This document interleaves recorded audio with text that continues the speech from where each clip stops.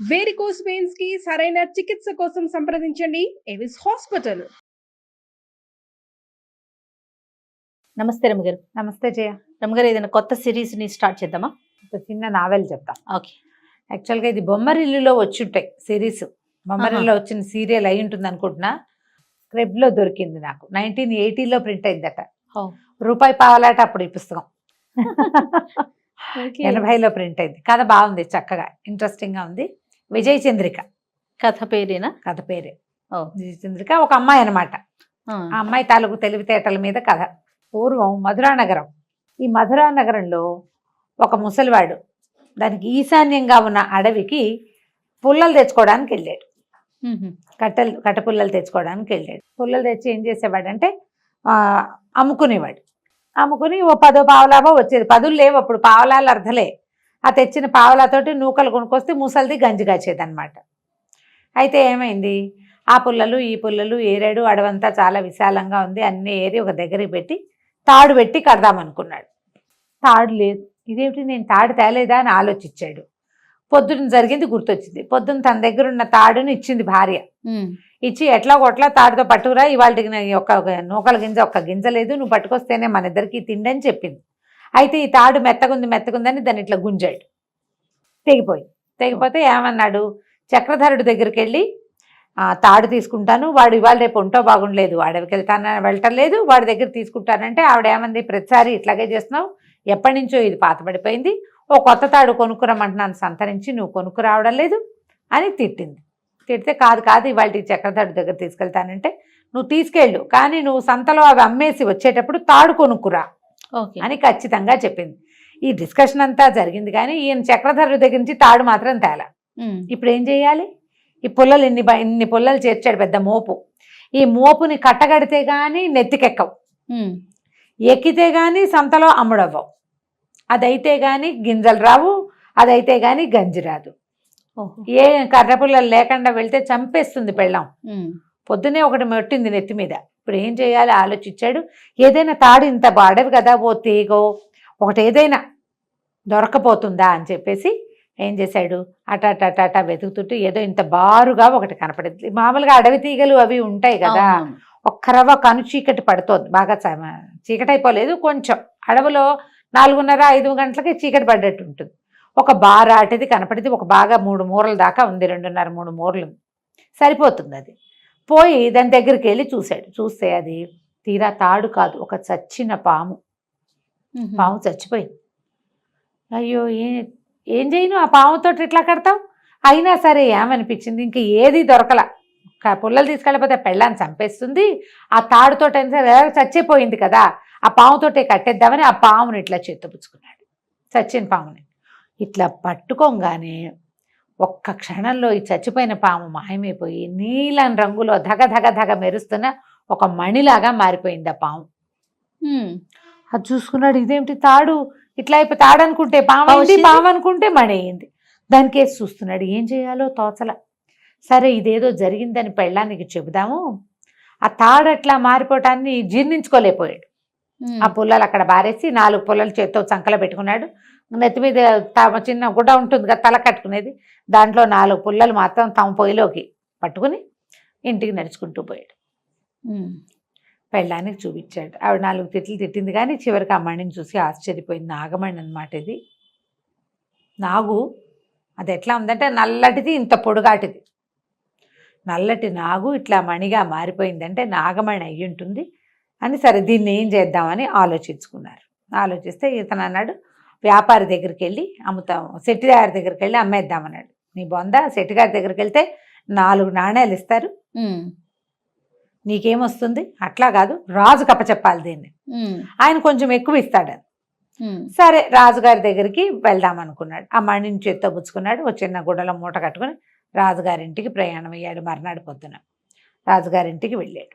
రాజుగారు ఆ మణిని చూసి చాలా సంతోషించి ఇతను మోయగలిగినంత బంగారాన్ని ఇవ్వమని చెప్పాడు. ఆ మణి ఇట్లా పట్టుకునేసరికి ఆయనకు ఒక గగురుపాటు వచ్చింది. లోపల నీలం రంగుది ఇంతుంది. చాలా సంతోషం వచ్చింది. సంతోషంతో ఎంత మోయగలిగితే అంత బంగారం ఇవ్వమన్నారు. ఓ పెద్ద మూట నిండా, రోజు కట్టెల మోపులు మోసే అలవాటు ఉంది కదా, మోయగలిగేంత మూట కట్టుకుని సంతోషంగా ముసలివాడు వెళ్ళిపోయాడు. ఈ మధురానగరపు రాజుగారికి చాలా కాలంగా సంతానం లేదు. ఓహో. ఎన్నేళ్ళో అయింది వాళ్ళ పెళ్ళి. అయితే ఒకరోజు పొద్దున్నే ఆయన నిద్ర లేచి వచ్చి బాల్కనీలో నుంచుంటే కింద వాకిళ్ళు ఊడుస్తుంది ఒక దాసీది. ఊడుస్తూ అట్లా పైకి చూసి గబుక్కుని ఇట్లా మొహానికి చెయ్యి అడ్డం పెట్టుకుంది. ఏంటంటే ఏమనుకుంది, పిల్ల పాప లేదు, గొడ్డుమూతవాడు ఈయన చూస్తే ఇవాళ రోజంతా పాడవుతుందని. రాజైనా సరే అట్లాగే ఉంటుంది మరి. రాజుకి కలుక్కుమంది. నేను వేసే రొట్టె ముక్కలతో బతికే దాసీదానికి కూడా నేను లోకువైపోయాను. చీచీ, నేను ఇక్కడ ఉండకూడదు, ఏ అడవులకో పోవాలనుకున్నాడు. తన బతుకు మీద తనకే విరక్తి వచ్చింది ఆయనకి. ఎన్ని వైద్యాలు చేసినా సంతానం కలగల ఆయనకి. ఎన్ని యజ్ఞాలు చేశాడో, ఎన్ని రకాల మందులు మింగించారో రాణిగారితో, ఏం కలగల, ఏమీ అవల. సరే అక్కడి నుంచి వెళ్ళి భార్యకి చెప్పాడు, అమ్మ నేను అడవికి వెళ్ళిపోతున్నాను అనేసరికల్లా ఆవిడ కళ్ళ నీళ్ళు పెట్టుకుంది. నేను కూడా వస్తానంటే, నువ్వు ఎండకన్నారుగానే సుకుమారివి, నువ్వేమొస్తావమ్మా అడవికి, వద్దంటే అది కాదండి, మగవారు మీరే దాసీది తల తిప్పుకుందనే మీకు సిగ్గుగా చిన్నతనంగా ఉంటే, ఆడదాన్ని ఏ ఫంక్షన్కి వెళ్ళినా, మన ఇంటికి ఎవరైనా వచ్చినా, నేనే మన ఇంటికి ఎవరింటికైనా వెళ్ళినా ఇక్కడి నుంచి నాకు ఏ అగ్రతాంబూలము ఇవ్వరు, నాకు బిడ్డ పాప లేరు కాబట్టి. గొడ్డుమొద్దానని నన్ను అనకుండా అంటూనే ఉన్నారు. రాణిని కాబట్టి పైకంటలేదు, కానీ అడుగడుగున ఏ వస్తువు తొలిగా నా చేతిలో పెట్టరు, ఏ పిల్లవాడిని నన్ను ఎత్తుకొనివ్వరు. ఎందుకు నేను మాత్రం ఇక్కడ ఉండటం, మొగుడిని కూడా పొట్టన పెట్టుకుంది గొడ్డుమొద్దని అంటారు, నన్ను తీసుకుపోండి నన్ను కూడా. అక్కడి నుంచి భార్య భర్త ఇద్దరు కలిసి అడవికి వెళ్ళిపోయారు.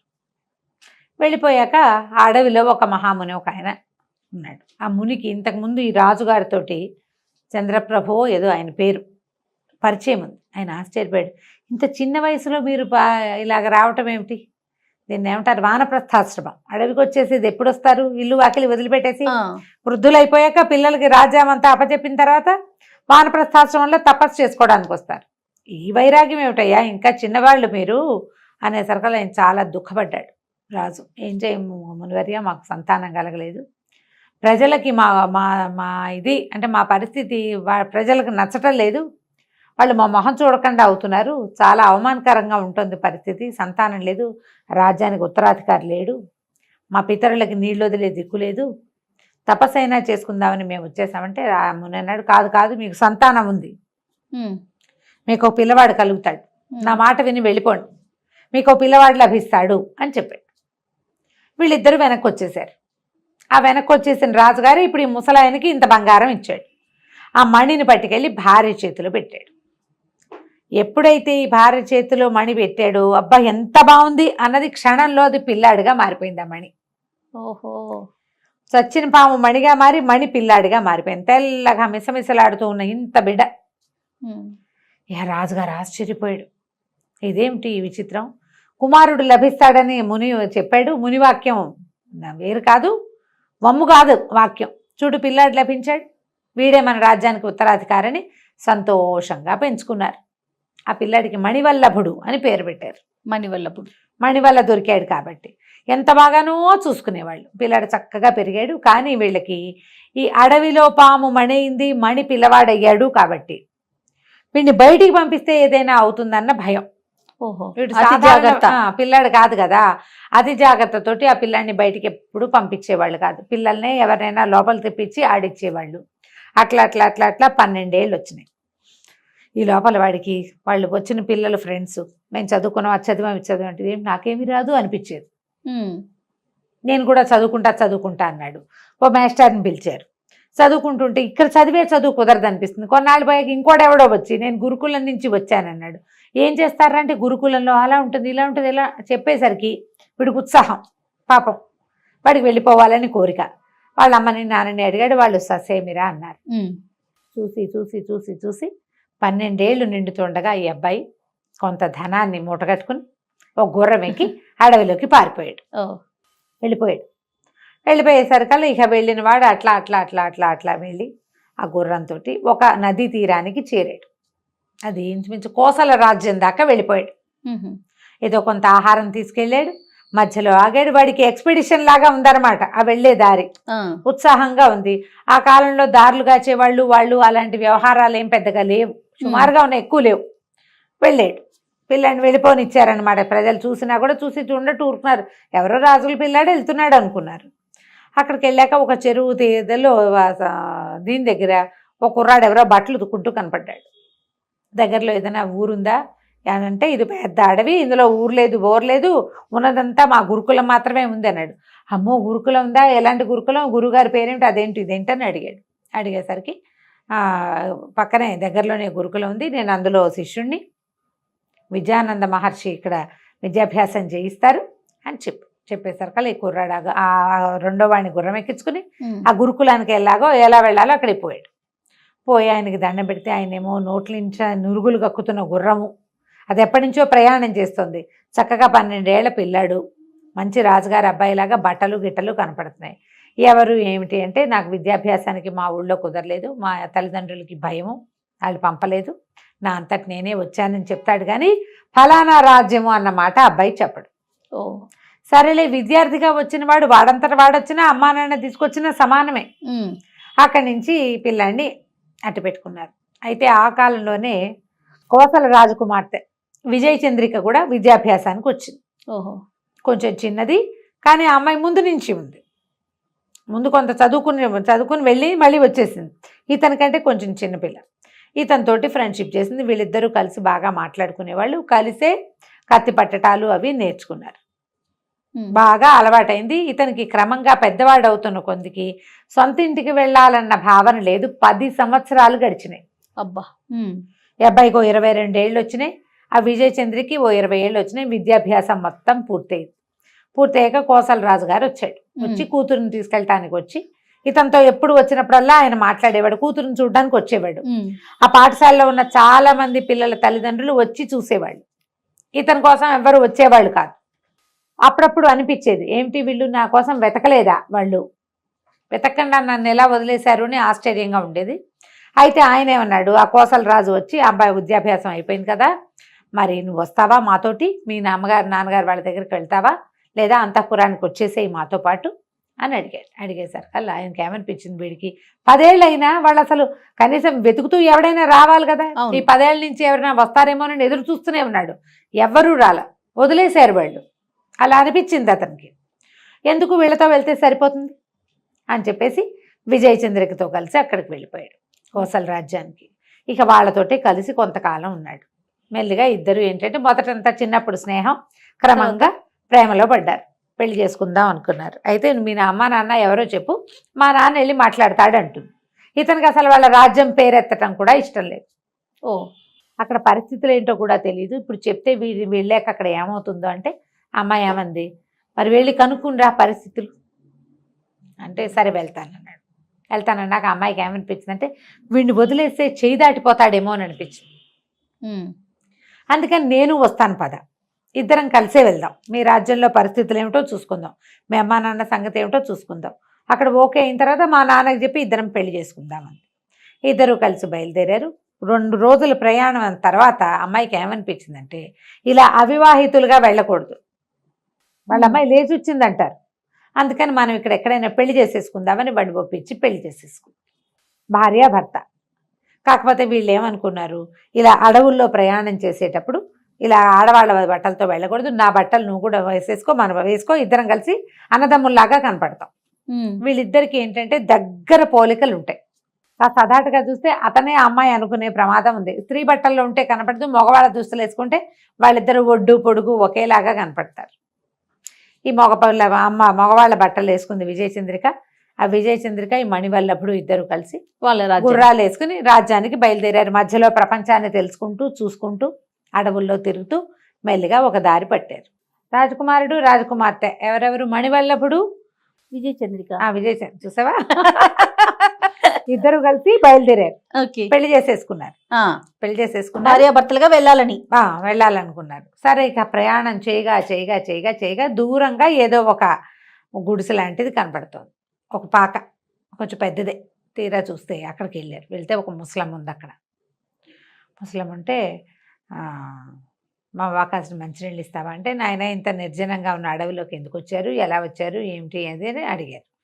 అడిగితే సరే ఏదో చెప్పుకున్నారు, మేము ఇలా వచ్చాం అలా వచ్చాం అని చెప్పారు. చెప్తే సరే మంచినీళ్ళు కావాలంటే, ఏ ముసలమ్మంది, బాబు ఒకే ఒక కొండ ఉంది మంచినీళ్ళు, ఇందాక పిల్లి పైనుంచి దూకి కొండను పడదోసింది, నేను పోయి మంచినీళ్ళు తెస్తాను నాయన, పక్కనే ఏరుందని కొండ పుచ్చుకుని వెళ్ళింది బయటికి. వెళ్ళింది, ఇతను ఆ బయటకు వచ్చి ఆవిడ ఏరు వైపు ఎటువైపు వెళ్ళిందో చూసి మళ్ళా లోపలికి తిరిగేసరికి ఈ విజయచంద్రిక చాలా అలసటగా ఉందని అక్కడ నులక మంచం మీద పడుకుంది. ఆ మంచం పక్కన ఒక అమ్మాయి కనిపించింది ఇతనికి. ఆ ఇంట్లో ఎవరు లేరు. ఆవిడ చెప్పడం, నేను ఒక్కదాన్నే ఉన్నాను నాయన అని చెప్పింది. మా ఆయన వేటకెళ్ళాడు, నేను ఒక్కదానే. నువ్వు ఒక్కతే ఉంటే ఈ అమ్మాయి ఎక్కడి నుంచి వచ్చింది? ఇతను ఏం చేశాడు, పెళ్ళాన్ని ఏదో చేసేస్తుంది అనుకుని కత్తి దూశాడు. దూసేసరికి ఆ అమ్మాయి కంగారు పడి, బాబు కత్తి దూయొద్దండి, ఈ ముసలిది మంచిది కాదు, ఈవిడికి 7 కొడుకులు ఉన్నారు, గజ దొంగలు వాళ్ళు కాస్త వచ్చారంటే మిమ్మల్ని ఇద్దరిని చంపేస్తారు, మీ దగ్గర ఉన్నది నగ నట్ర అన్నీ దోచుకుంటారు, మిమ్మల్ని ఇక్కడ ఉంచడానికే ఆవిడ ఈ నీళ్లు కుదరవు, అక్కడి నుంచి నీళ్లు పట్టుకొస్తుంది, వచ్చేటప్పుడు ఒక చెట్టాకులు వేసి అందులో పడేసి తీసుకొస్తుంది, మీ సంగతి తేల్చేస్తుంది అని చెప్పింది. చెప్పేశారు కల్లా ఏం చేశాడు, అమ్మాయిని గబగబా లేపేశాడు. సరే థ్యాంక్స్ చెప్పాడు. అమ్మాయి లోపల గదిలోకి వెళ్ళిపోయింది. నువ్వు ఎక్కడి నుంచి వచ్చావమ్మా అన్నాడు. నన్ను కూడా ఇలాగే ఎత్తుకొచ్చారండి, పెద్ద కొడుకు బలవంతంగా పెళ్లి చేసింది, చచ్చినట్టు ఉంటున్నాను, వీళ్ళు దుర్మార్గులు, వాళ్ళేమో మహా కఠార వాళ్ళు మంచివాళ్ళు కాదు, మగవాళ్ళు అనేసరికల్లా పెళ్ళాన్ని తీసుకుని బయలుదేరాడు. ముసలమ్మాయి లబలబలాడిపోయింది, ఉండండి ఉండండి ఉండండి అని ఎంత బతిమలాడినా ఆగల. ఇంకా మీ కోడలు చెప్పింది అలాంటివి చెప్పాలా, మళ్ళీ ఆ అమ్మాయికి కూడా ప్రమాదమే కదా.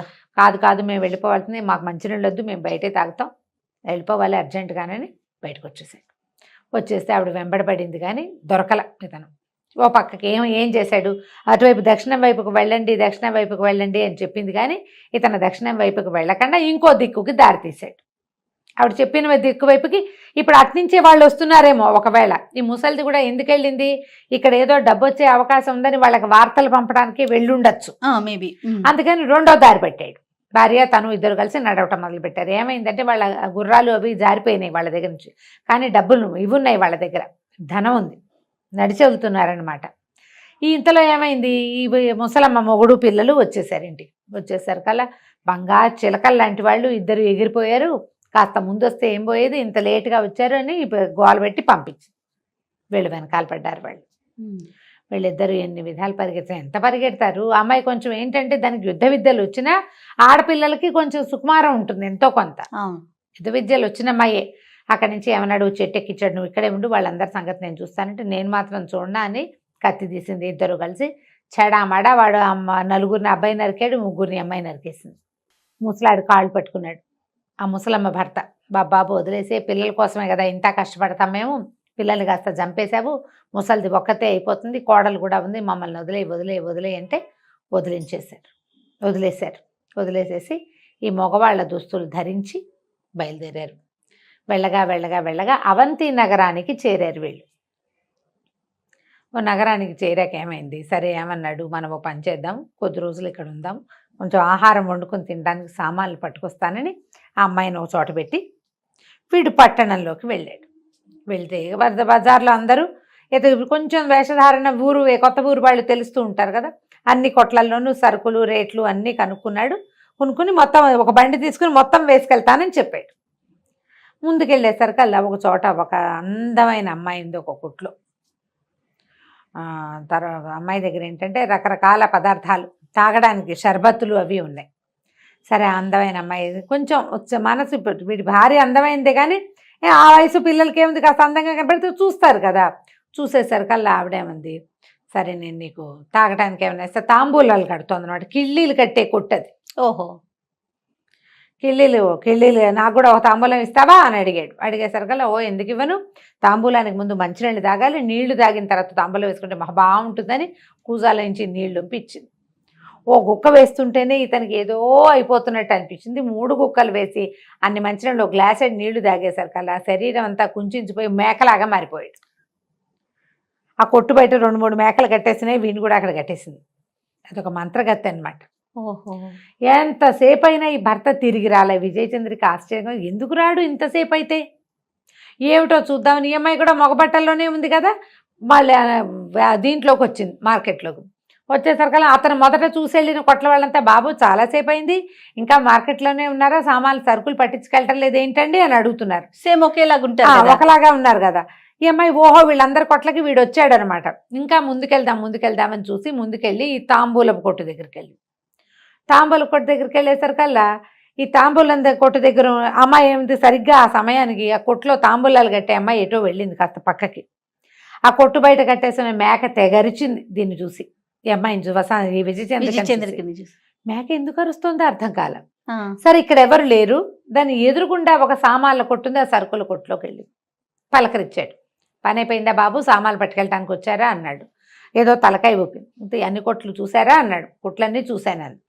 ఎదురుగుండా కొట్లోకి మాత్రం వెళ్ళకండి బాబు, అది మాంత్రికురాలు, దొంగమొహం, వచ్చిన వాళ్ళని జంతువులుగా మార్చేస్తుంది, అది అస్సలు మంచిది కాదండి, ఆ కొట్లోకి మాత్రం వెళ్ళకండి, మీలాంటి అందగాళ్ళని చూస్తే దానికి ముందే నోరాగదు అన్నాడు. అనేసరికల్లా ఓహో ఒకవేళ ఏమైనా మా ఆయన కానీ వస్తే జంతువుగా మార్చేస్తాను వీడు చెప్తున్నాడు, ఆ నన్ను చూసి అరిచిన మేక నా మొగుడేనేమోనని డౌట్ వచ్చింది. ఓహో మళ్ళీ వీళ్ళు అక్కడ నుంచునేసరికల్లా విపరీతంగా మేమని అరుస్తూనే ఉంది మేక.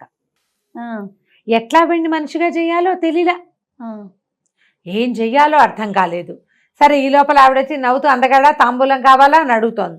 పూర్ణైతే నేను కూడా దొరుకుతానేమో మళ్ళీ దీనికి, ఇప్పుడు ఈవిడ అందగత్తే కాదు. సరే ఏం చేసింది, నాకు తాంబూలం వద్దు, తాంబూలం అక్కర్లేదు నాకని నడవటం మొదలుపెట్టింది జీవితలకి. ఇంతలో ఏమైందంటే బాగా ముందుకు వచ్చాక ఆకలి వేసిస్తోంది. సరుకులు పెద్దగా సామాన్లు అతనేం తేలేదు, కొంచెమే డబ్బులున్నాయి, చాలా తక్కువ డబ్బులన్నీ ఆ అబ్బాయి దగ్గర ఉన్నాయి. ఈ అమ్మాయి ఊరికి ఇట్లా దోపుకున్న చిన్న నాణేలు ఉన్నాయి. ఒక పూట కోళ్ళ అబ్బాయి ఇంటి దగ్గరికి చేరింది.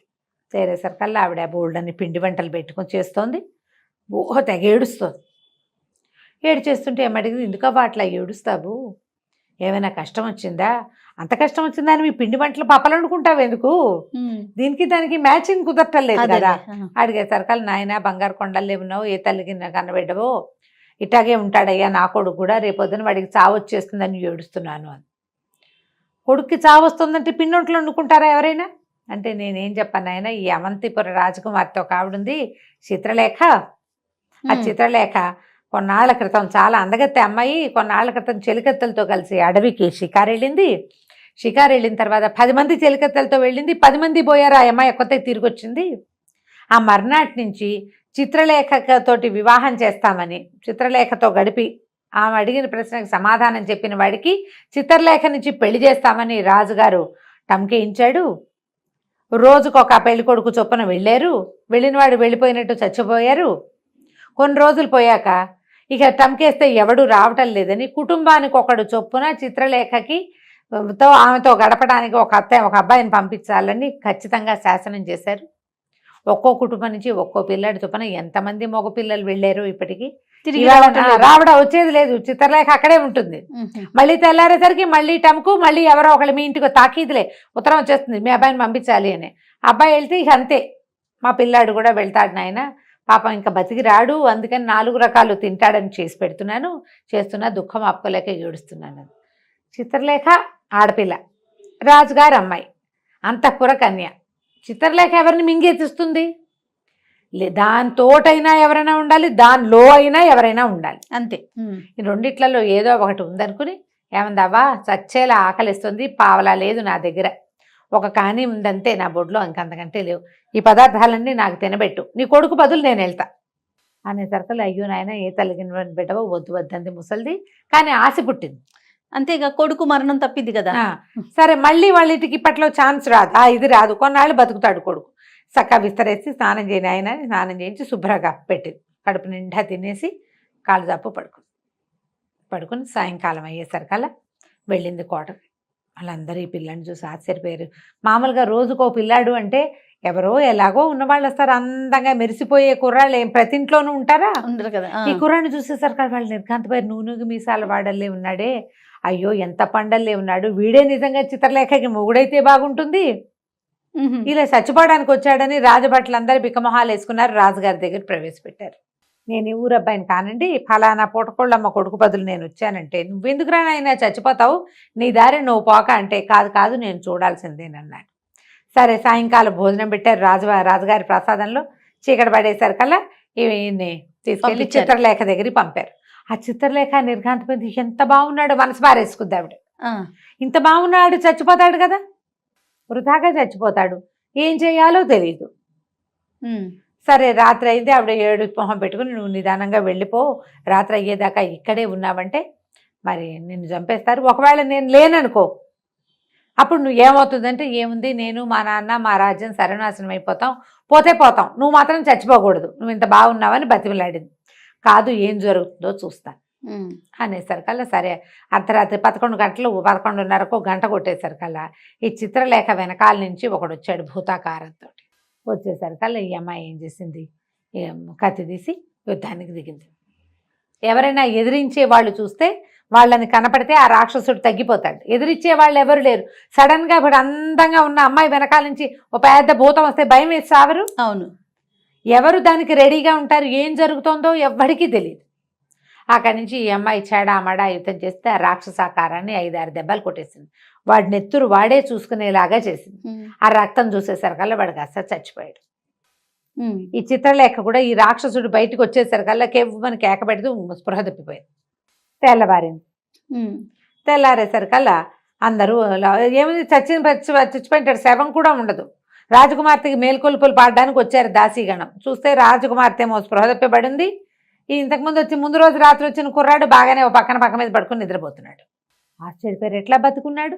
రాక్షసుడి భీకరాకారం నేల మీద పడిపోయి కనపడింది. పెద్ద పెద్ద కేకలు పెట్టారు. రాజుగారు, సైన్యాధిపతి, మంత్రి గింత్రి అందరూ వచ్చి చూసుకున్నారు. ఈ చిత్రలేఖ అడవికి వెళ్ళినప్పుడు ఒక బ్రహ్మరాక్షసుడు ఆమె 10 మంది చెలికత్తెల్ని తినేశాడు.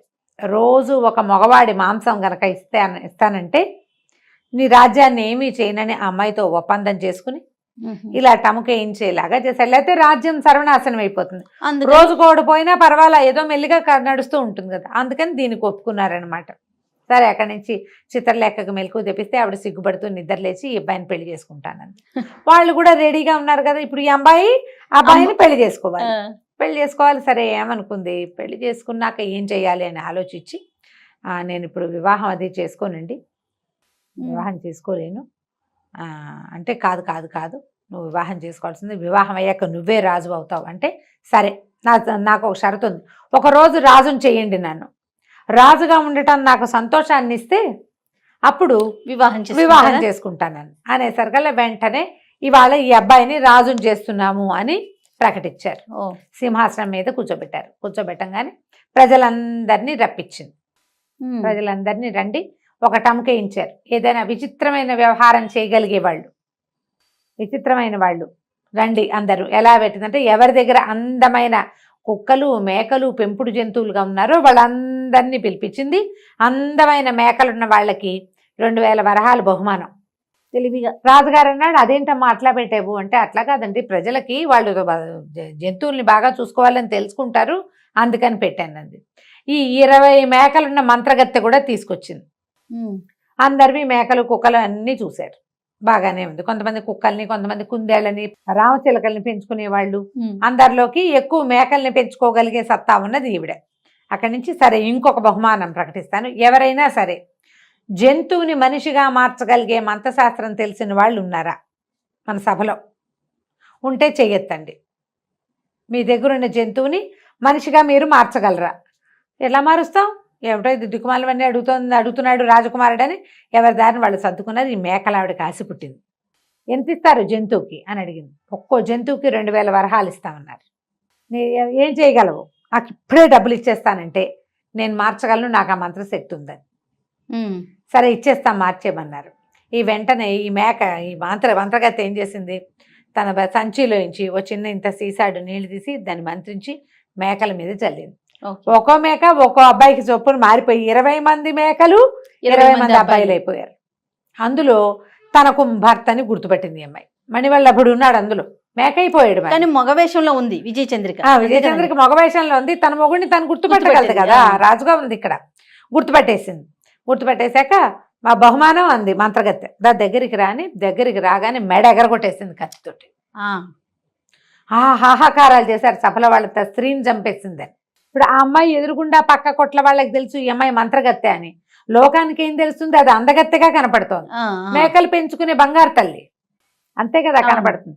అప్పుడు ఈ అమ్మాయి ఏం చెప్పిందంటే, ఇది అమ్మాయి మంత్రగత్తె, ఈ పొరుగు రాష్ట్రాల నుంచి మీ దగ్గరికి ఇక్కడ పనుల కోసమో వ్యాపారం కోసమో లేదా తిరగడానికో వచ్చిన వాళ్ళలో అందగాళ్ళని సెలెక్ట్ చేసి వాళ్ళ మీద నీళ్లు చల్లి వాళ్ళని మేకల్ని చేస్తుంది. ఇందులో ఉన్నవాడు ఇగో ఇతను నా భర్త, నేను స్త్రీని, మేమిద్దరం భార్యాభర్తలం అని చెప్పి ప్రజలంతా హాహాకారాలు చేశారు. రాజుగారు అమ్మాయి హతాశులైపోయారు.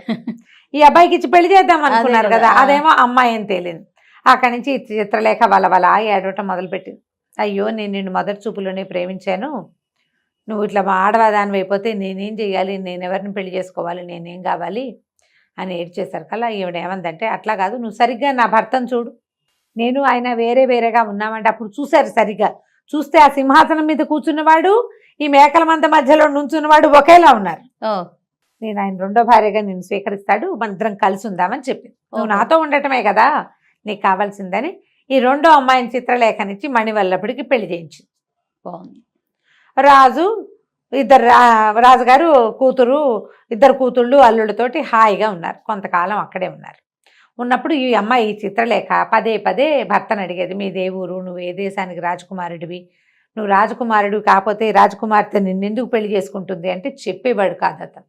అయితే ఈ చిత్రలేఖ తోడుకోడలతోటి సవితోటి ఏమనేదంటే, అక్క అంత తెలివి తక్కువగా ఎట్లా చేసుకున్నావు, మనం రాజకుమార్తెలం కదా, దారిపోయేవాడిని చేసుకున్నావంటే మనకేం గొప్ప, క్షత్రియుడు కాని వాడిని చేసుకుంటే మనకేమన్నా గొప్ప కాదు కదా, మరి వీడు క్షత్రియుడు అవునో కాదో తెలుసుకోవాలి, నువ్వు క్షత్రియుడేనమ్మా, అతనికి రాసవిద్యలన్నీ తెలుసు, ముందు నుంచి మేము కలిసి చదువుకున్నాం అంటుంది అమ్మాయి. విజయచంద్రకి చెప్తున్న చిత్రలేఖ ఒప్పుకోక ఈ సవితికి ఎక్కిచ్చిందనమాట, ఇతని కులగోత్రాలు కనుక్కోవాలి నువ్వు, ఏమైనా సరే కులగోత్రాలు కనుక్కో, ఆ రాజ్యానికి వెళ్దాం, మనం మీ రాజ్యానికి వెళ్దాం పదా, ఎన్నాళ్ళు మా ఇంట్లో ఉంటావని అందాం మనం, అక్కడ మంచి అడుగు అని బాగా ప్రోత్సహించింది.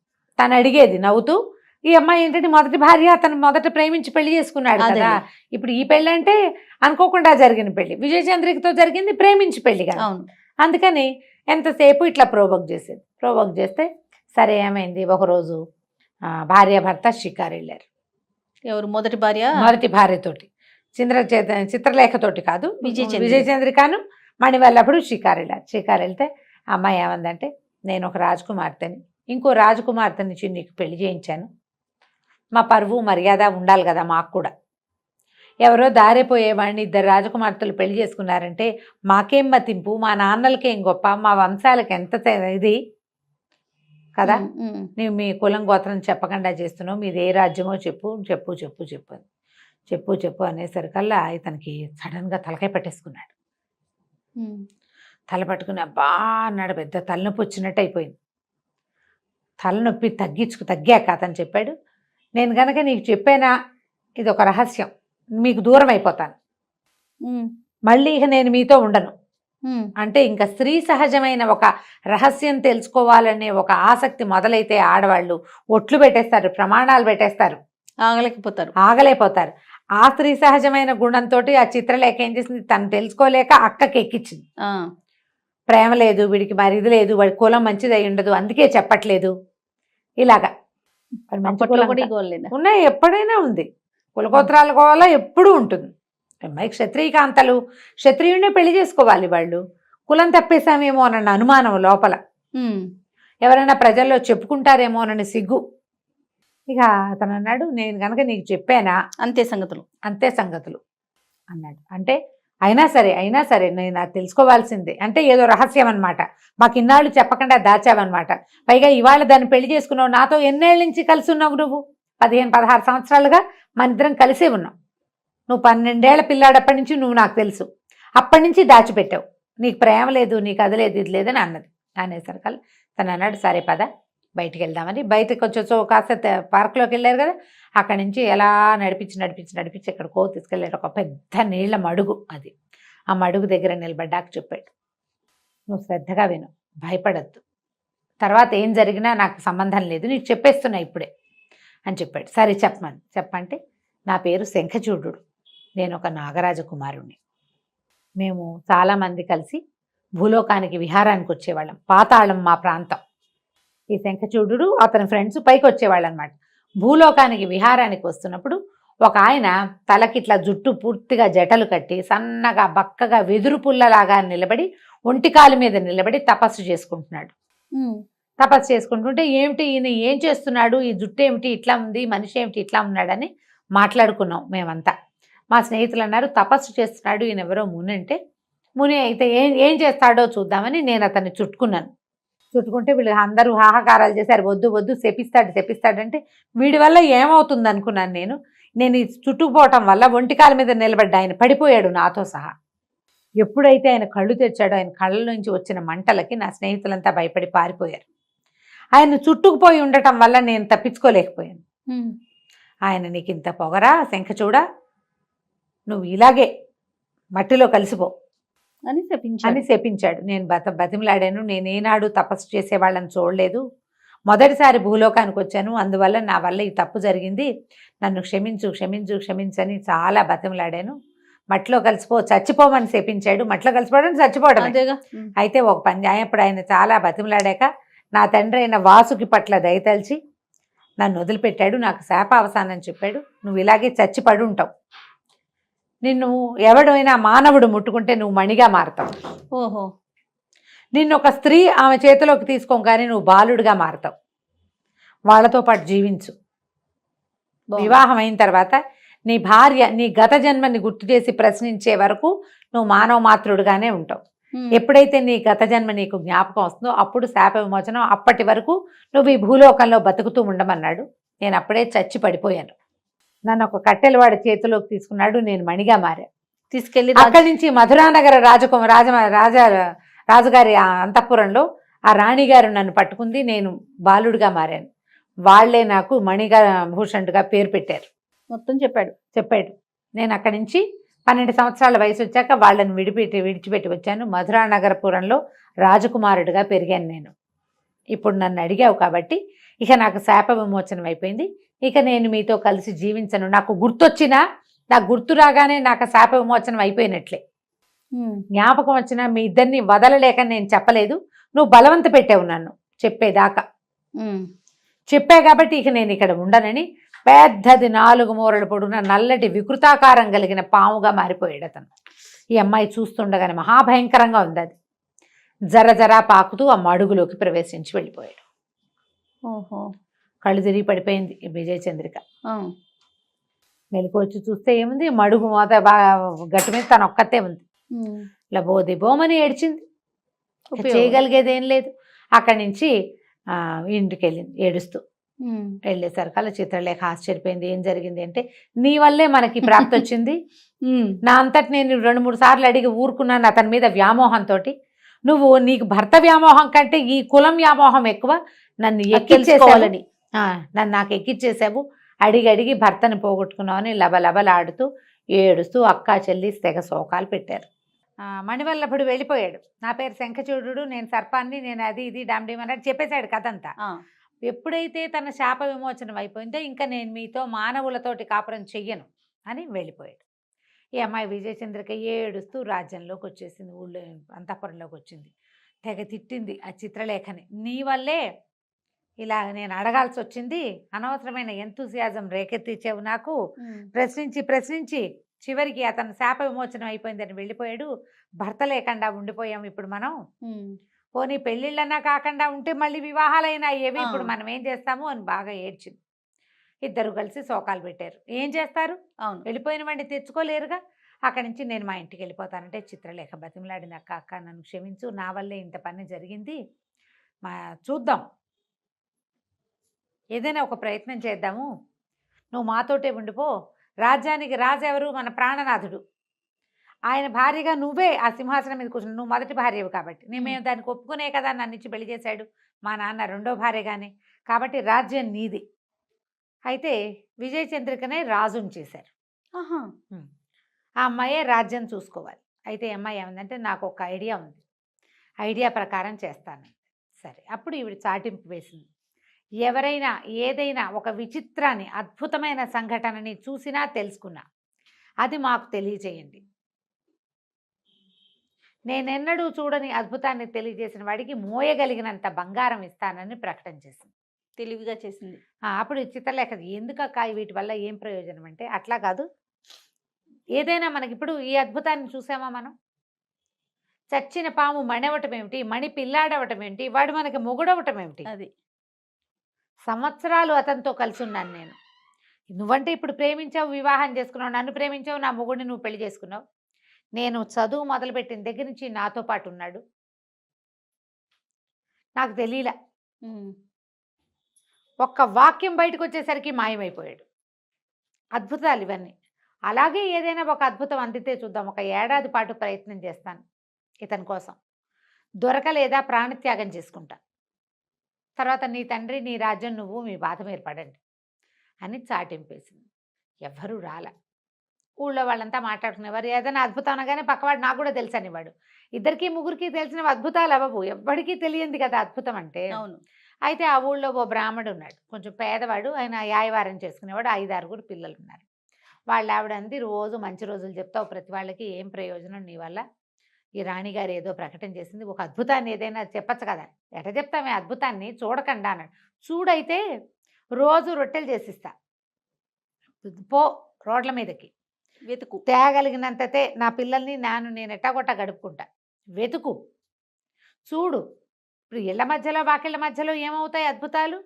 ఎక్కడికో నడిచిపోతే ఏదో అవుతుంది అని తోలింది. రొట్టెలు చేసి ఇచ్చింది. పొద్దున్నే చద్దనం తిన్నాడు ఇంట్లో. ఆ రొట్టెలు భుజాన్ని వేసుకుని బ్రాహ్మణ ఆయన వెళ్ళటం మొదలుపెట్టాడు. వెళ్ళగా వెళ్ళగా వెళ్ళగా వెళ్ళగా ఏదో ఆ కారడవిలాగా అడవి దాటాడు. ఎవరో 2 భార్య భర్త కనపడ్డారు, ముసలి వాళ్ళు. బాబు ఏదైనా తినటానికి ఇవ్వండి అని. సరే ఈయన ఏం చేశాడు, ఇంత దూరం వచ్చాము, ముందుకెళ్తే ఏదైనా ఇల్లు ఒక చిన్న ఊరు ఏదైనా తగిలితే ఎవరో ఒకళ్ళు అన్నం పెడతారు. ముసలి వాళ్ళు వీళ్ళు అంతవరకు నడవలేరని ఆ 2 రొట్టెలు చెరుకో రొట్టె ఇచ్చాడు. బాబు నీకు ఉంచుకోకుండా మాకు ఇస్తా అంటే, పర్వాలేదు, నేను ఒక కాలు సత్తు ఉన్నవాడిని, ముందుకు నడిచి వెళ్తా, ఎక్కడో చోట నాకు ఆశ్రయం దొరక్కపోదు, బ్రాహ్మణులకు అన్నం పెట్టే రోజు అది, అన్నం వండుకునేందుకు ఏదో దొరుకుతుంది, ఏదో బ్రాహ్మణులు ఇల్లే దొరికితే ఒక ముద్ద అన్నం పెడతారు వాళ్ళే అని చెప్పాడు. ఈ రొట్టెలు ఇచ్చేసిన తర్వాత ఇంకా నడవటం మొదలు పెట్టేసరికల్లా ఆయన అనుకున్నట్టు ఈ అడవి తొందరగా దాటలేకపోయాడు. పెద్ద అడవా? పెద్దదే. సరే ఏమైంది, ఇంకా ఎండగా ఉంది. అక్కడ ఏవో కనపడితే మంచినీళ్ళు తాగాడు. ఎండగా ఉంది కదా అని ఒక చెట్టు కింద పడుకున్నాడు. ఎండ తగ్గాక వెళ్దాంలే, నీళ్లు తాగాం, మనకేం ఆకపోతున్నా అన్నం తిన్నాడు కదా. చెట్టు కింద పడుకున్నాడు. చల్లగాలికి చాలా హాయిగా నిద్ర పట్టేసింది. ఆయన లేచేసరికి కను చీకటి పడిపోయింది. అయ్యో అనవసరంగా నిద్రపోయాను, నడుద్దామని నడక మొదలుపెట్టాడు. కానీ ఎంత నడిచినా అడవి తరగల. వీళ్ళ ఊరికి దగ్గరగా ఉన్నదే. అతను ఆ వైపు ఎప్పుడు రాలా అటు. సరే ఏమనుకున్నాడు, చూస్తే ఒక పెద్ద వటవృక్షం, పెద్ద మర్రి చెట్టు. సరే దీని మీద పడుకుందాం, ఈ పూటకి చీకటి పడిపోయింది. రాత్రి అయ్యేసరికి ఇంకా కనువెలుగు కూడా ఉండదు అడవిలో. చెట్టు ఎక్కి పడుకున్నాడు. మంచినీళ్ళు తాగేశాడు. ఇంకో 2 కరకరలు ఏవో తెచ్చుకున్నాడు. ఆ 2 నవిలేసి, రొట్టెలు అయిపోయినాయి, 2 నవిలి కాసిన మంచినీళ్ళు తాగి ఆ పక్కన కొలంలోంచి చెట్టెక్కి పడుకున్నాడు. పడుకుంటే ఉన్నట్టుండి ఏదో సందడి వినపడింది. చూస్తే చెర చెర చెరమని శబ్దంతో 4-5 మహాసర్పాలు పాక్కుంటూ వచ్చాయి చెట్టు కిందకి. హడిలిపోయాడు. అది ఎట్లా ఉందంటే పౌర్ణమికి దగ్గర రోజు, అందుకని పాముల పొలకు కనపడుతుంది. అమ్మో అనుకున్నాడు, ఏం చేయాలో తెలియలే. కానీ ఇతను చూస్తూ ఉండగానే ఆ 4 సర్పాలు 4 దివ్యాభరణాలు ధరించిన మానవుల్లాగా అయిపోయారు. ఈ చెట్టు కిందంతా శుభ్రంగా ఊడ్చేశారు, నీళ్లు చల్లారు, ఎక్కడి నుంచి తెచ్చారో అవన్నీ, అక్కడి నుంచి ముగ్గులు వేశారు, ఏమిటో అలంకారం చేశారు. కళ్ళు ఇలా తలుచుకోగానే ఇవొచ్చేసినాయి ఆసనాలు, బోల్డన్ని ఆసనాలు ఏర్పరిచారు. ఒక సభకి సరిపడా ఏర్పాటైపోయింది కింద. ఈయన ప్రాణాలు అరిచేతిలో పెట్టుకుని ఆ చెట్టు కొమ్మని ఖర్చుకుని పడుకుని చూస్తున్నాడు. ఒక గంట గడిచేసరికల్లా ఆ బుసలు విపరీతంగా 4 పాములు వస్తుంటేనే శబ్దం వినపడింది. ఇప్పుడు అట్లా కాదు, పెద్ద సముద్ర ఘోషలాగా ఉంది. బుస కొడుతున్న పాముల శబ్దాలు వినపడుతున్నాయి. చూస్తూ ఉండగానే కొన్ని వేల సర్పాలు వచ్చాయి అక్కడికి ఆ చెట్టు కిందకి. ఆ సర్పాల్లో అతి పెద్దది, ఇంత పెద్ద పడగ, చాలా పడగలు కలిసి ఉన్నట్టుగా ఉండి మణులతో ఉన్న ఒక సర్పం చకచక నాయక స్థానంలో ఉన్న సింహాసనం దగ్గరికి వచ్చింది. ఒకేసారిగా పెద్ద దివ్యాకృతిని దాల్చి మనిషిలాగా అయిపోయింది. అందరూ కూర్చొని, అంటే ఈయన నాయకుడు, వీళ్ళంతా నాగులు, అందరూ మనిషి రూపాల్లోకి వచ్చారు. తలా ఒక ఆసనంలో కూర్చున్నారు. ఏమిటో డిస్కషన్లు చేసుకున్నారు. ఏమిటి సంగతులు, సందర్భాలు అవన్నీ మాట్లాడుకున్నారు. ఎవరెవరు ఎక్కడికి వెళ్ళారు, ఏ లోకంలో ఉన్నారు, వాళ్ళు ఎందుకు రాలేదు, వీళ్ళు ఏం చేస్తున్నారు, ఇలాంటివి కనుక్కున్నారు. 3:30 అవగానే తెల్లవారుజామున వేగు చుక్క పొడిచే సమయానికి మొత్తం సర్పాలన్నీ వెళ్ళిపోయినాయి, కుర్చీలన్నీ మాయమైపోయినాయి, ఆకులు అలవలు మామూలుగా చెట్టు కింద ఎలా ఉండాలో అలా అయిపోయింది. ఈయన ప్రాణాలు అరచేతిలో పెట్టుకుని ఆ వేగు చుక్క బాగా పొడిచేదాకా ఉండి అక్కడి నుంచి నడక మొదలుపెట్టి రాజస్థానానికి వచ్చేసాడు. వచ్చి విజయచంద్రకి చెప్పాడు రాణికి మొత్తం ఇలా ఇలా నేను చూశాను అని. సరే ఈవిడ నన్ను తీసుకెళ్ళమంది. అమ్మ మీరు చూడలేరమ్మా, పామును చూస్తే హడిలిపోయాను మగవాడిని నేనేను, మీరు చూడలేరంటే అయినా సరే తన భర్త సర్పంగా మారిపోవటం చూసింది ఆ అమ్మాయి. అంతకంటే భయంకరమైనది ఉందా ఇంకోటి? కాదు నేను వస్తానని కొంచెం సింపుల్గా వేషధారణ చేసి ఆ బ్రాహ్మడితో పాటు మర్నాడు మళ్ళీ అక్కడికి వెళ్ళింది. అక్కడ దాకా ఏముంది, గుర్రం వేసుకుని వెళ్ళిపోవచ్చు. ఆయన అంటే నడిచాడు, వీళ్ళు రథాలతో వెళ్ళిపోతారు కదా. రాత్రి ఇద్దరు విజయచంద్ర కూడా చెట్టు ఎక్కింది, చెట్టు మీద కూర్చొని మొత్తం కింద జరుగుతున్న సీన్ అంతా చూసి మళ్ళీ సేమ్ డిట్టో ముందు రోజు రాత్రి ఏం జరిగిందో మర్నాడు కూడా అదే జరిగింది. మూడో రోజు ఏం చేసింది, వెళ్ళిపోయారు తెల్లవారంగానే ఇద్దరు. రథం అవతల ఎక్కడో పెట్టుకున్నారు, రథం ఎక్కి ఇంటికి వెళ్ళిపోయారు. అక్కడికి బ్రాహ్మడికి నువ్వు ఎంత మొయ్యగలిగితే అంత తీసుకెళ్ళమని బంగారపు రాసుల దగ్గర కూర్చోబెట్టారు. ఆయన బంగారం 3-4 సంచుల నిండా నింపుకుని భుజాన్ని వేసుకుని తీసుకుపోయాడు. ఆయన దరిద్రం తీరిపోయింది. ఈ అమ్మాయి ఏం చేసిందంటే చిత్రలేఖను రెడీ చేసింది, పద మన ఇద్దరం వెళ్దామని. అక్కడి నుంచి కొంతమంది పని వాళ్ళని బోళ్ళని సామగ్రిని మోయించుకుని ఆ అడవిలో ఉన్న చెట్టు దగ్గరికి తీసుకెళ్ళింది. ఏ వటవృక్షం మీద అయితే తను కూర్చుని కింద సీన్ చూసిందో ఆ చెట్టు కిందంతా శుభ్రం చేయించింది పని వాళ్ళతోటి. ఆసనాలు వేయించింది, చక్కగా ముగ్గులు వేయించింది, రకరకాల అగరవత్తులు వెలిగింపించింది, పువ్వులతో అలంకారం చేయించింది. మీరంతా వెళ్ళిపోండి అని మొత్తం జనానంతా పంపించేసింది. చీకటి పడేసరికల్లా వీళ్ళిద్దరూ అక్కా చెల్లి చెట్టెక్కి కూర్చున్నారు, సవతలిద్దరు. అర్ధరాత్రి అయ్యింది, 11-11:30 అయ్యేసరికల్లా పాములు వచ్చేసినాయి. వచ్చి ఆ పెద్దగా నాయకమణిలాగా ఉన్నాయని ఆశ్చర్యంగా, ఇదేమిటి ఇది ఏర్పాట్లు మనవి కాదు, ఎవరు చేశారు, ఇక్కడ ఒక అపూర్వమైన వాసన వస్తుంది, ఇది మనకు తెలిసిన వాసన కాదు, మానవ నిర్మితం, ఇది ఎవరు చేశారు ఏమిటి అనగానే చెట్టు మించి దిగొచ్చారు వీళ్ళిద్దరు అక్క చెల్లెళ్ళు. పావులు లేవు, ఇప్పుడు అందరూ మానవ రూపాల్లో ఉన్నారు. నన్ను నమస్కారం చేశారు. ఆయన ఆశ్చర్యంగా అడిగాడమ్మా ఇవన్నీ మీరే చేశారా తల్లి అని అడిగాడు. నేనే చేయించాను అని అమ్మాయి కథ అంతా చెప్పింది. ఒక రాజకుమారుడు ఎక్కడి నుంచో పారిపోయి వచ్చాడు, మేమిద్దరం స్నేహంగా ఉన్నాం, పెళ్లి చేసుకున్నాం, వివాహం అయ్యాక పుట్టిళ్ళు చూపిస్తానని తీసుకొచ్చాడు, మధ్యదారిలో ఈ అమ్మాయిని వివాహం చేసుకున్నాడు, మేము కలిసే ఉన్నాం. మరి జీవిత రహస్యం అతను మీ ఇల్లు ఎవరు ఏమిటి అని నేను బాగా నిలదీసేసరికల్లా తాను ఒక సర్పాన్నని చెప్పాడు, సర్పంగా మారిపోయి వెళ్ళిపోయాడు. మేము ఒకళ్ళకిద్దరం అన్యాయం అయిపోయాం, నా రాజ్యానికి రాజు లేడు, ఈ దీని రాజ్యానికి రాజు లేడు, పోనీ మేము కన్యలమైతే ఇంకోళ్ళని వివాహం చేసుకునే వాళ్ళం, మేము వివాహితలం, ఇప్పుడు ఏం చేయాలో తెలియక ఈ సర్పాన్నిగా మారిపోయిన మా భర్తని పట్టుకోవటానికి ఇక్కడికి వచ్చాం అనేసరికల్లా అమ్మ అలాగా వీళ్ళలో వీళ్ళని గుర్తుపడతావా నీ భర్తనంటే, ఎవరిని గుర్తుపడతారు, వాళ్ళు ఎవరు వీళ్ళకి తెలియదు, అందరినీ సర్పాలుగా మారిపోమన్నాడు. సర్పాలు చూస్తే అసలు గుర్తుపట్టలేరు. అమ్మాయి ఏం చెప్పిందంటే మాకు తెలీదు, నేను ఆ సర్ప రూపంలో ఒక్కసారే చూశాను, అతను వెళ్ళిపోయేటప్పుడు మానవ రూపంలో ఉన్నాడు, మీరంతా దివ్యులుగా కనపడుతున్నారు, అతను దివ్యుడుగా కనపడ్డు, మానవుడిలోనే ఉత్కృష్టమైన సౌందర్యం ఉన్నవాడుగా కనపడతాడు అంతే అని, అతని పేరు శంఖచూడు అంది. అనగానే ఆయన గుళ్ళు మండిపోయింది. శంఖచూడ ఎక్కడున్నావు అని గట్టిగట్టిగా కేకలు పెట్టాడు. నంగనాచిలాగా దాక్కున్నావా, ఇంత పని చేసి నువ్వు, వీళ్ళని చూసి దాక్కున్నాడు అతను. భార్యలను చూసి బయటకు వచ్చాడు. బయటకు వచ్చేసరికి ఆయన ఇది క్షమించరా అని నేరం, ఇలాంటి తప్పు ఎందుకు చేశావంటే ఆ గడగడ వణుకుతూ శంఖచూడు ఏం చెప్పాడంటే, నేనేం చెయ్యను, నా భార్య నన్ను పట్టి బలవంత పెట్టి నా జన్మరహస్యం అడగంగానే నాకు శాప విమోచనం అని చెప్పాడు ముని. విమోచనం అయిపోయాక నేను ఎందుకు వీళ్ళతో ఉండాలి, నా రహస్యం అడగద్దుని బతిమలాడిన స్త్రీ చాపల్యంతో ఈ అమ్మాయి నా మాట వినలేదు. అడగద్దు, నీకేం లోటు వచ్చింది, భర్త ఉన్నాడు, హాయిగా ఉండొచ్చు కదా, ఎందుకు నా జీవిత రహస్యం నీకంటే వినిపించుకోలేదు, అడిగి తెలుసుకుంటే కానీ ఒప్పక నా శాప విమోచనం చేసేసింది, అందుకే నేను వెళ్ళిపోయాను, నేను నాగుండని తెలిసాక వీళ్ళతో నేను ఎట్లా కాపురం చేస్తాను అని అడిగాడు. అడిగేసరికల్లా ఆయన అన్నాడు నాగరాజు, అప్పుడు ఆ మాట కరెక్టే, కానీ స్త్రీలకి సహజంగా ఉంటుంది రహస్యం తెలుసుకోవాలనే ఒక ఆలోచన, పైగా నీ భార్యలు రావడంతో భర్తలకి రహస్యం ఉంది అంటే భార్యలు అసలు ఊరుకోలేకపోతారు, మోసంగా భావిస్తారు దాన్ని, అతని రహస్యాన్ని కలిగి ఉండటాన్ని వీళ్ళు ఒప్పుకోరు. నా రహస్యం, నా జీవితం ఇతని చేతిలో ఉంది కదా, ఇతని రహస్యం నాకు ఎందుకు తెలియకూడదు అనిపిస్తుంది. ఇది మానవ సహజం. సరే ముని శాప విమోచనం అయినా కూడా నీకు అనుజ్ఞిస్తున్నా, నీ భార్యల మరణం వరకు నువ్వు వాళ్ళతోటే కలిసి జీవించు, సంతానాన్ని పొందు, వాళ్ళ రాజ్యాలకు ఉత్తరాధికారులు కూడా వస్తారు అని చెప్పి భార్యలతో ఉండిపోమని చెప్పాడు. ఓకే. తెల్లవారుతుండగా సర్పాలన్నీ యథాస్వరూపంలో వెళ్ళిపోయినాయి. ఇతను అక్కడ రాజకుమారుడు ఈ అమ్మాయిలు ఇద్దరు మిగిలారు, మణివల్లభుడు భార్యలు ఇద్దరు మిగిలారు. వీళ్ళు క్షమాపణ చెప్పుకున్నాడు. నేను ఇంకా చేయలేని స్థితిలో వెళ్ళిపోయాను, మిమ్మల్ని వదిలిపెట్టి వెళ్ళటం నాకు ఇష్టం లేదు కానీ ఉమ్. అని చెప్పి సారీ చెప్పుకున్నాడు.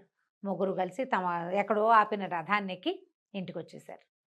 కొద్ది రోజులు ఇక్కడ ఉండి ఆ తర్వాత మధురా నగరానికి వెళ్ళిపోయారు. ఆ మధురా నగరపు రాజకుమారుడు కదా ఇతను. అవును అవును. వాళ్ళ అమ్మ నాన్నకి కనిపించడానికి వెళ్ళాడు.